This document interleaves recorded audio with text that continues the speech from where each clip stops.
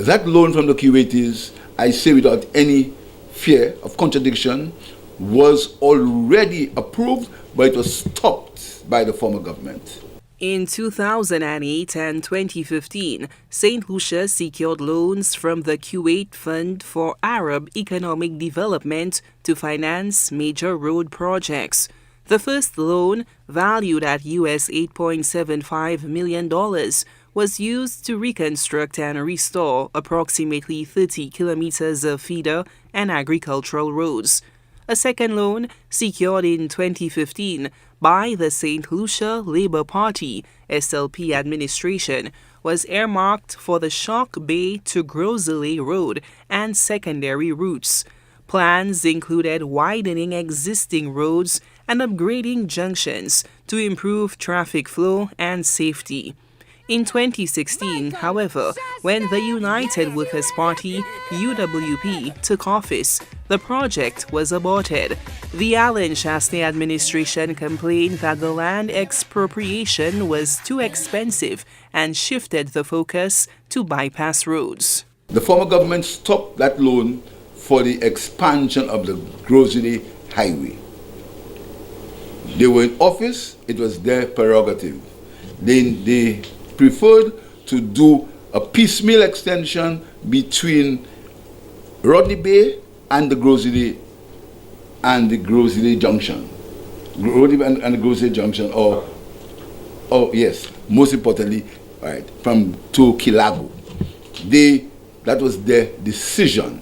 In 2020, the Chastanet government began constructing a stretch of road in the Redri-Rodney Bay area as part of its shovel-ready pandemic capital works. When the SLP returned to office in 2021, it halted the Rodney Bay four-lane highway expansion and re-engaged with the Kuwaitis. According to Prime Minister Philip J. Pierre, a new loan agreement has been secured to continue the long-delayed four-lane expansion of what is now called the Sir Julian R. Hunte Highway, with work scheduled to begin in 2026. What we thought is that it was better if we had looked at that expansion. And we looked at it, and the Minister of Infrastructure has said several times what we found on the study of that short piece of road between Rodney Bay and Kilago. So what we decided, we went to the Kuwaitis and we are going to begin the highway in earnest. The plan is to upgrade the entire road, but in phases. Ahead of the project, the government has returned its attention to the Shock Bridge, which Pierre says will undergo work similar to the Bois d'Ouage Bridge upgrades of the post-Hurricane Thomas era. The Shock Bridge, like the Bois d'Ouage Bridge, was designed by the Army Corps of Engineers.